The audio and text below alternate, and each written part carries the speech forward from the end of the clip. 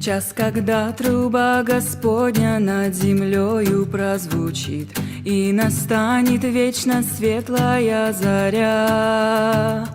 Имена Он всех спасенных в перекличке повторит, там по милости Господней буду я. На небесной перекличке, на небесной перекличке, на небесной. Señor, gloria al Señor. Ya estamos con ustedes en vivo nuevamente, hermano, para continuar con ese estudio de 5 palabras. Pero no se trata de 5 palabras simples o sencillas, llanas, no. Se trata de 5 palabras que tienen que ver con redención. Y el gran apóstol San Pablo, hermano, nos dejó saber eso en el libro de los Efesios, en el primer capítulo y en los primeros versículos de ese libro. Ahí el apóstol San Pablo nos deja claramente, hermano, nos muestra claramente que esas 5 palabras, hermanos, son doctrinales, ¿verdad? Si quieren, vayamos a Efesios a esta hora, ¿verdad? Con ustedes, justamente vamos a, acompáñenme, hermanos, acompáñenme los que hacen posible este proyecto, ¿no? Los que nos miran, gloria al Señor, los que se conectan, gracias a ustedes que están en YouTube o en las redes y que siempre nos dejan esos deditos pulgares arriba y que hacen lo mejor. No solo se suscriben al canal, sino que también lo comparten, y eso es grandioso. Porque la comisión dada a nosotros es ir por todo el mundo y predicar el evangelio a toda criatura. El que creyendo fuere bautizado, creyendo será salvo. Más el que no cree ya está condenado, ¿verdad? Irá al juicio del gran trono blanco, pero realmente pérdida de tiempo. No va nada, ¿verdad? Porque ya está condenado, porque ya fue condenado, ¿verdad? Gloria al Señor. Tengo por aquí algunas citas también que deseo leer más adelante, pero primero leamos Efesios, los primeros versos del capítulo 1 de Efesios, y a continuación vamos a orar. Orar, hermano, lo dijo Medina, ¿no? Oscar Medina dijo que orar es alimento. El profeta dijo que orar era inclinar nuestro rostro para ver de dónde fuimos levantados, del polvo. Inclinar nuestro rostro para ver hacia dónde vamos de nuevo, hermano, hacia el polvo. Cerrar nuestros ojos, hermano, para orar, para poder ver hacia dónde vamos, para hablar con el que nos creó, con el que nos formó y con el que nos dio amplia y generosa entrada en el reino de los cielos. Entonces, vamos a leer la Escritura, que es el fundamento, que es la base, que es el cimiento estable, ¿sí?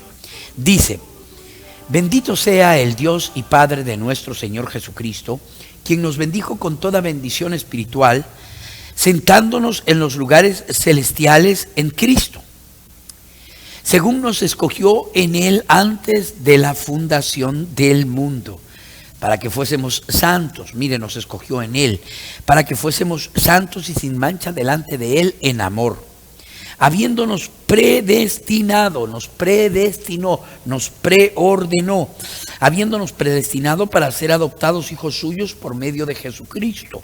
Esto según el puro afecto de su voluntad, para alabanza de la gloria de su gracia con la cual nos hizo aceptos en el amado, en Jesucristo nuevamente, en quien tenemos redención por su sangre, Por su sangre también tenemos el perdón de pecados, según las riquezas de su gracia que hizo sobreabundar para con nosotros. Imagínate, si el pecado abunda, la gracia está por encima, la gracia sobreabunda. Gracia que hizo sobreabundar para con nosotros en toda sabiduría e inteligencia, dándonos a conocer el misterio de su voluntad según su beneplácito, el cual se había propuesto en sí mismo, de reunir todas las cosas en la dispensación en Cristo, en la dispensación del cumplimiento de los tiempos, así las que están en los cielos como también las que están en la tierra. Y ahora, Padre, venimos ante ti, ante tu presencia, Señor. Solo hay una manera de presentarnos ante ti, Padre. Y eso es habiendo sido lavados de nuestros pecados, habiendo sido lavados de nuestras inmundicias, Padre, de nuestras faltas, de nuestros errores, de nuestras ofensas, Señor. Habiendo ido primeramente al lavacro, Padre, a ese altar de bronce, a ese mar de vidrio que estaba allí, Padre amado, en la entrada del tabernáculo, donde el sacerdote se lavaba, donde los sacrificios eran lavados, Padre. Y luego, Señor amado, después de haber sido lavados en tu sangre, Padre, de haber sido sumergidos en esa sangre que brotó de las venas de Emmanuel, del torrente sanguíneo tuyo, Padre. Entonces, Señor amado, podemos también venir a través de el altar de bronce, Padre. Allá hay un sacrificio, Señor. Allá hay uno que murió por nosotros, que entregó su vida por cada uno de nosotros para hacernos aceptos delante de ti, Padre. Tú dijiste que no viniésemos a ti con las manos vacías. Venimos con la sangre inmaculada del Cordero. Venimos con el Cordero, con el sacrificio vivo y eterno, Padre. Es ofrenda que apacigua tu ira. Es ofrenda, Padre, que produce paz. Es ofrenda agradable al Espíritu Santo. Así lo dijo el profeta, Padre. Entonces, Señor, todo este protocolo, Padre, de lavarnos en tu sangre, de venir, Padre amado, y presentarte el sacrificio mediador, el sacrificio intercesor, Padre, el sacrificio que limpió, que quitó nuestros pecados. Todo eso para dos causas, Señor. Número uno, orar por los enfermos, Padre. Al orar por ellos te suplicamos sanidad para sus cuerpos. Rogamos que sanes toda enfermedad y dolencia, Padre. Suplicamos que sea derramado ese bálsamo de poder, que tú derrames, Señor amado, ese aceite de la unción, Padre. Que como fue dicho en aquel día, di la palabra y mi hermano sanará. Di la palabra y mi hermana sanará. Di la palabra, Padre, da la orden, Señor, y alguien va a recibir sanidad en esta hora, Padre. Y glorioso, la otra cosa por la cual queríamos orar es por el culto, por el servicio, por la predicación, Padre, por la meditación de tu palabra. Bendice este tiempo que hemos asignado a ti, este tiempo que designamos a la predicación. Padre, voy a hablar de redención, esa quinta palabra mencionada por Pablo en ese libro de los Efesios, Señor. Glorioso, en tu bendito nombre, oro y ruego tu bendición, amado Dios. En el nombre de Jesucristo. Amén, Padre, y amén. Gloria al Señor, Dios les bendiga. De nuevo con ustedes. Es una bendición, hermanos, es una bendición. Y no deje de vernos, no deje de seguirnos. No olvide dejar su like ahí abajo, de suscribirse, pero sobre todo de compartir, hermanos. La idea es llegar más largo. La idea es poder alcanzar a otros que tal vez están a distancias, o en lugares donde no podemos nosotros llegar, ¿verdad? Donde no podemos ir con este gloriosísimo mensaje. 5 palabras. Número 1, elección. Número 2, predestinación. Número 3, adopción. Número 4, gracia. Número 5, redención. Redención, esa palabra sublime, hermano, sublime, redención. La primera vez que se menciona está asociada a resurrección, ¿verdad? Lo mencionó Job. Vamos a ir ahí al final. Pero en la actualidad vamos a hablar, hermano, algo sobre esa palabra, algo sobre redención. Miren qué pasa con redención. Redención, hermanos, es una palabra que significa traer de nuevo algo o comprar de nuevo por precio, redimir. Y es una ley, está en la Biblia, y se contaban historias tan hermosas, hermano, en el Antiguo Testamento, como la que Noemi le contaba a Ruth, o como la que su esposo, Kelión, Mahalón, que eran los dos hijos de Noemi, y que se casaron con Orfa y con Ruth, y el padre de ellos, Elimelech, les contaba, él contaba la historia de redención. Redención, hermano, comienza en el huerto del Edén. Redención es cuando Adán y Eva nos venden al pecado por placer, ¿verdad? Por el puro placer del pecado. Y ese es el negocio más lucrativo que hay ahorita, hermano, placer. Ponga usted una discoteca, ponga usted un bar, ponga usted una cantina, ponga usted algún lugar de placer. Y todo mundo busca el placer y lo compra. Nos vendieron al placer y ahora nosotros compramos el placer. Entonces, cuando Adán y Eva pecaron, hermano, allí mismo comenzó la historia de redención. Ahí mismo empezamos redención. Redención comienza cuando Adán, hermano, cuando Adán y Eva reciben esa promesa. Cuando Dios les dice a ellos que les va a dar un redentor. Génesis 3:15 es el inicio de esa historia de redención. ¿Por qué, hermano Lucas, no había empezado antes? Es sencillo, porque antes de la caída no había nadie a quien redimir. Redimir es la acción de redención. De redención, tú redimes, tú eres el redentor. Redentor, hermano, es la persona que va a obrar la redención. Redimir es comprar de nuevo algo que ya era tuyo, y si no era tuyo, era por lo menos de un pariente tuyo muy, pero muy cercano. Eso fue lo que pasó cuando Adán y Eva pecaron. Eso fue lo que pasó allá en Génesis, en el capítulo 3, hermano, en la caída, cuando Dios les da a ellos la promesa de redención. Dios les da a ellos la promesa de un redentor. Y les dice, ¿verdad? Y pondré enemistad entre ti y la mujer.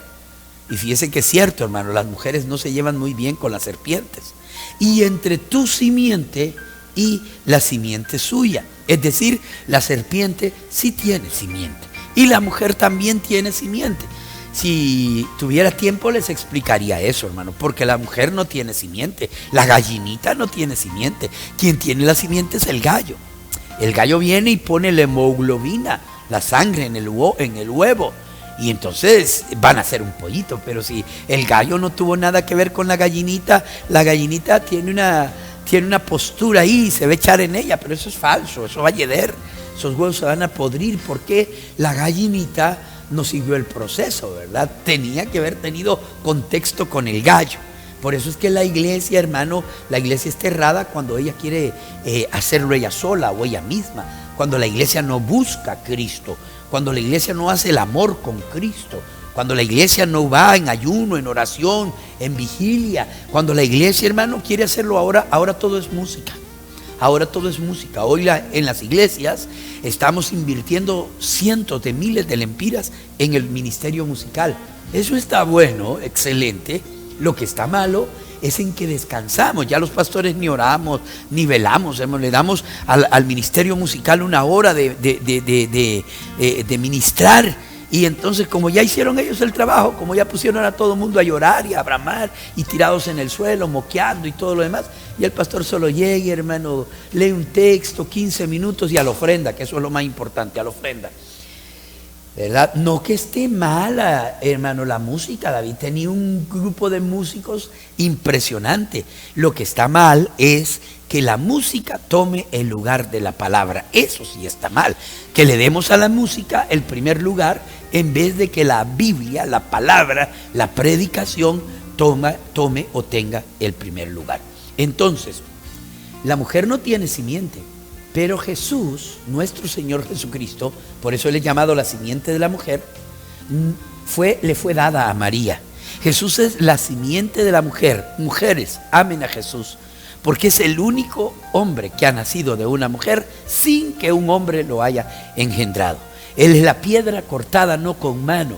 Él no fue engendrado por voluntad de carne ni por voluntad de varón. Es decir, María era virgen. Ahí no hubieron caricias, ahí no hubo romance, ahí no hubo escalofríos ni hablar en lenguas. María no danzó en el espíritu. María se acostó y a la mañana siguiente cheque, ¿verdad? Entonces, Dios le dio a María simiente. María no tenía simiente, pero Dios se la dio. Y esa simiente se llama Jesucristo, la simiente de la mujer. Y esta te herirá en la cabeza y tú en el carcañal. Ese es el Calvario. Cualquier teólogo principiante de primer año sabe que en el Calvario la muerte le mordió el carcañal al Señor Jesucristo. Cualquier teólogo de primer año sabe que cuando Jesús resucita, 3 días después, magulla la cabeza es herida de muerte. Él te herirá, no dice te matará, te herirá en la cabeza, y eso fue en la resurrección. Entonces, ahí está, hermano, es la primera vez que redención es mencionado. Redención se menciona por primera vez en el libro de Génesis, cuando le es dicho a Eva que va a haber un redentor. Ahí comienza, ahí se anuncia el Mesías, el ungido de Jehová, el redentor, el salvador. Él iba a venir a comprar a la raza humana, la raza caída de Adán, con su vida, con su muerte, con su sepultura y su resurrección. Entonces, a partir de ahí, mire qué lapso tan grande, hermano. Redención no vuelve a ser mencionada sino hasta en el libro de Job. Lo veremos al final. Pero, si vemos el libro de Ruth, si vamos a hablar del libro de Ruth, hablemos del libro de Ruth. Vayamos ahí, denme un momento, vamos a tomar ese precioso libro de Ruth. Es un tanto difícil ese tema, pero vamos a tratar de verlo allí en el libro de Ruth. Gloria al Señor. Vayamos entonces a ese hermosísimo libro. Nos quedamos en pantalla con esa cita, Ruth capítulo 2, versículo 1. Ustedes conocen la historia, ustedes saben la historia, ustedes conocen y saben que, hermanos, Ruth, ¿verdad? Ruth, la moabita, Ruth, la gentil, hermano, ella, hermano, se vino con Noemí. Les estaba contando que Elimelech, que Booz le contaba a Elimelech, le decía, ¿no? Le contaba la historia de redención. ¿Y dónde se basaban ellos para contar la historia de redención? En Génesis 3:15, ¿verdad? Vamos a leer este versículo y regresar a pantalla, al set. Dice: tenía Noemi un pariente de su marido, hombre rico de la familia de Elimelech, el cual se llamaba Booz. Estamos de regreso ya aquí en pantalla, ¿verdad? En el set. Gloria al Señor, hermanos. Déjenmela ahí que me gusta esa imagen. El hombre rico, la moabita Ruth la gentil. La historia que ellos contaban en Moab, Elimelech, era esa historia de que en mi tierra, allá en Israel, en la tierra de Palestina, en la tierra de promesa, en la tierra que Dios le dio a Abraham,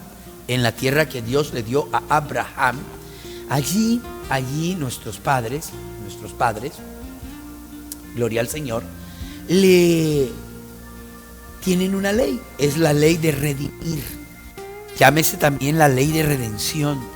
Y cuando uno se empobrece en mi tierra, en Israel, en la tierra santa, y uno se tiene que vender, uno vende sus tierras, por ejemplo. La heredad no se puede traspasar para siempre, es de uno. Entonces uno puede, en tiempo de pobreza, en tiempo de necesidad, empeñar la tierra, empeñarla. No es venderla para siempre, es empeñarla.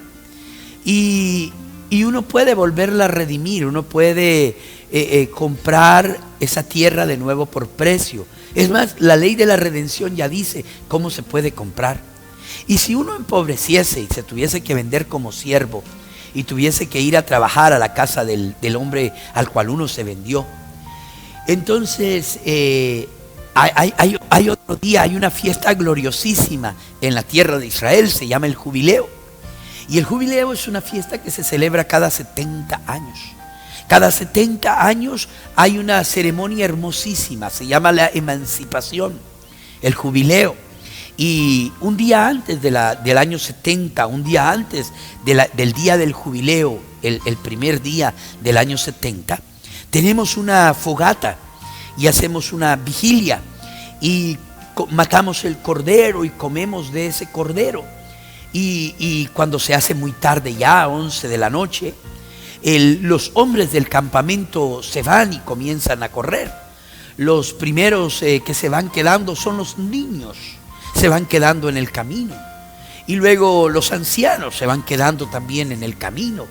Y en medio de la montaña, subiendo hacia lo alto, los hombres adultos que se cansan se van quedando. Generalmente los que llegan a la copa de la montaña son los hombres jóvenes, los mancebos, robustos.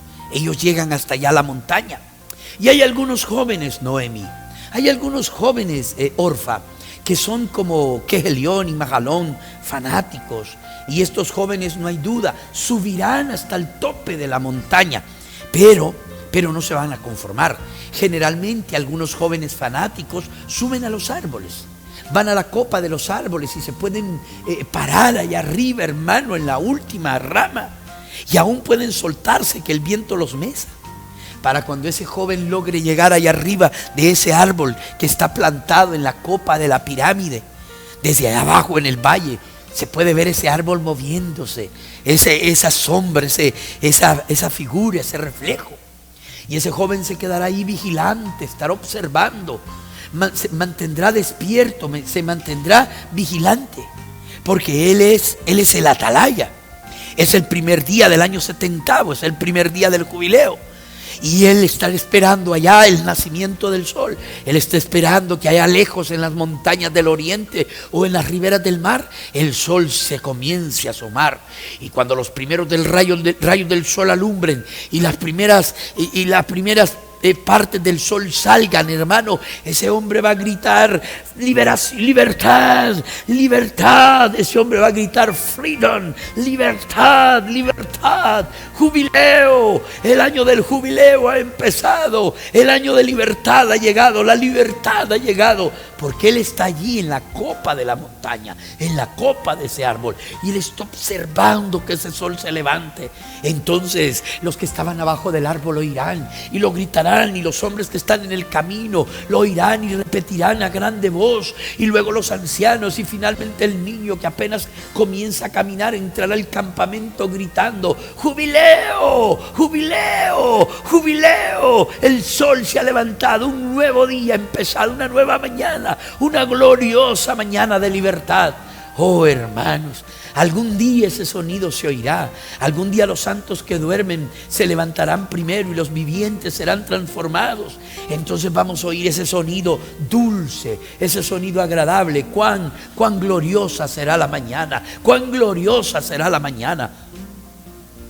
Qué hermoso será, hermano, qué dulce ese sonido, qué hermoso, hermano, cuando sea anunciado, cuando esa final trompeta suene. Eso es redención, absolutamente redención.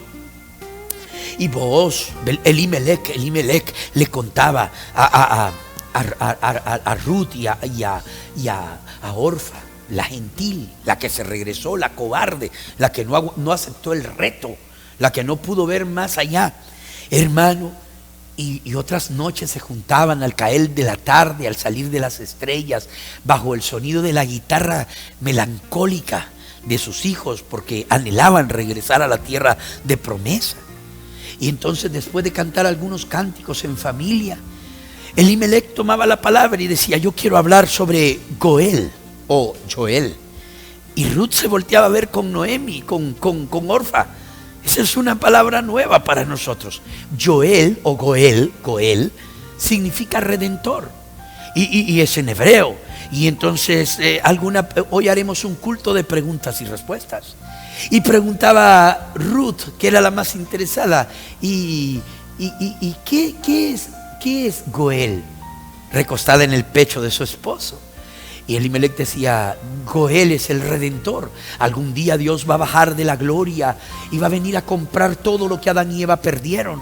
Va a redimir de nuevo a la raza caída de Adán, y nos llevará a un día glorioso de jubileo, a un día de total liberación.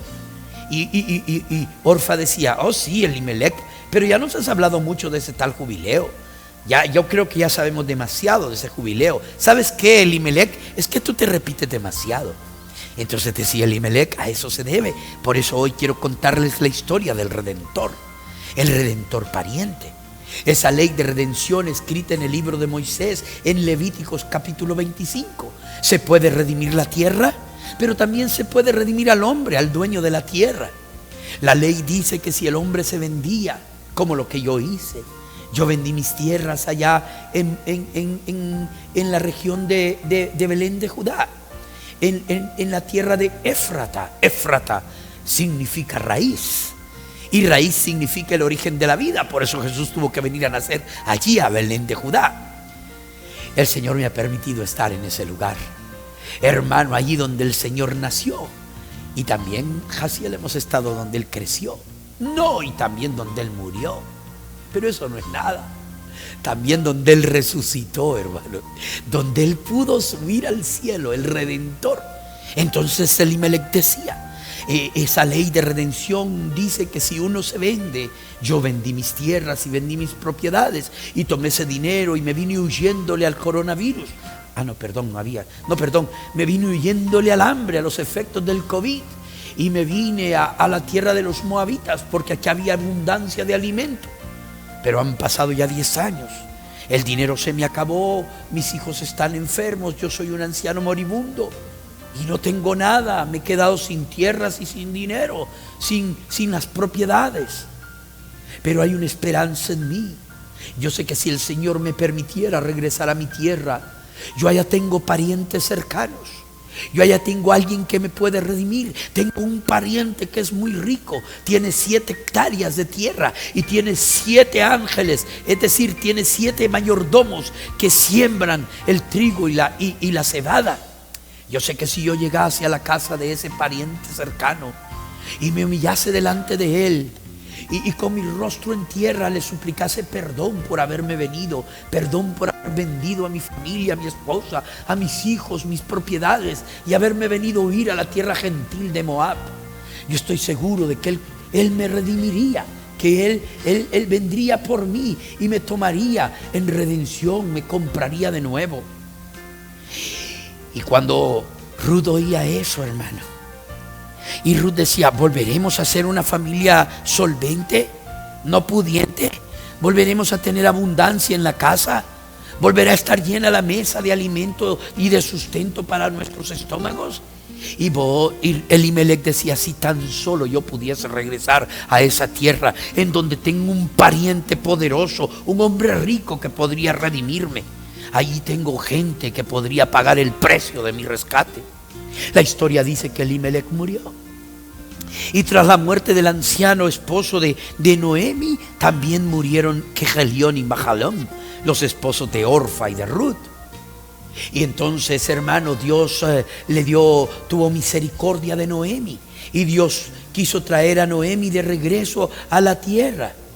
Quiso traerla de regreso a la tierra de Booz. Y entonces comenzó la jornada. Era, hermano, las etapas de redención.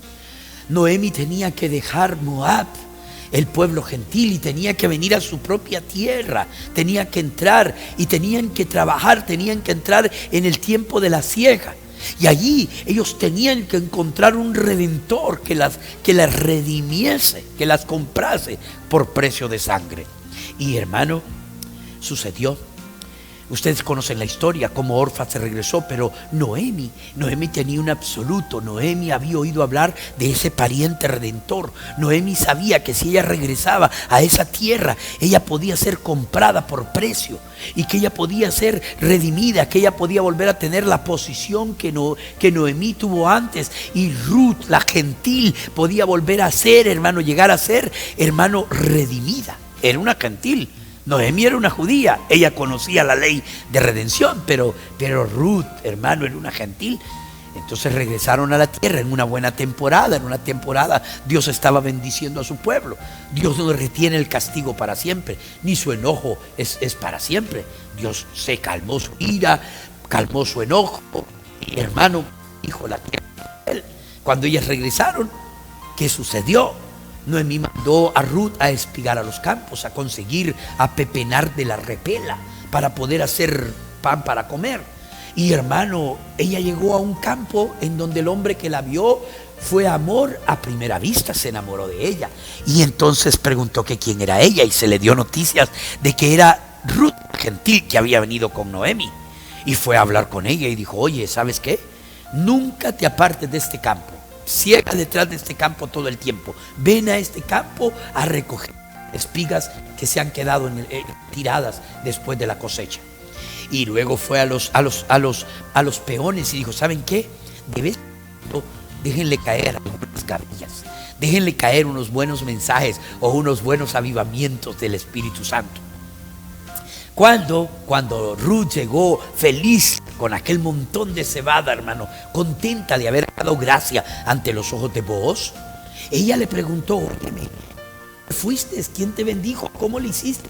Y dijo: bueno, mira, estuve espigando desde la mañana hasta la tarde en unos campos donde había muchas mujeres y muchos hombres espigando, y yo me vine detrás de todos porque yo era una gentil y recogí, pero el dueño de la mies vino a mí, el dueño de la labranza, y habló conmigo y díjome que no me aparte más de ese campo, y habló con los demás diciéndoles que yo iba a venir cada día. Y le dijo: oye, ¿y cómo se llama el hombre? No le pregunté, yo no sé el nombre, pero sí oí a algunas decir: mira vos, qué guapo está, mira vos, y es soltero, no tiene mujer, vos es un gran hombre, nuestro patrón. Oh, ¿has dicho vos? Dijo: sí. Booz, le dijo, es el pariente del que Elimelech nos hablaba. Booz es nuestro pariente cercano y el que puede comprarnos por precio, el que puede redimirnos por un precio. Hermanos, ¿no es eso glorioso? Los judíos son Noemí, los gentiles somos Ruth, y el pariente cercano que tiene dinero para comprarnos, aunque no nos compró con oro ni con plata, sino con su propia sangre, es Booz. ¿Sabe qué significa Booz? El hombre rico. ¿Saben quién es el hombre rico? El Hijo de Dios, el heredero de todas las cosas. Que el Señor Jesucristo les bendiga.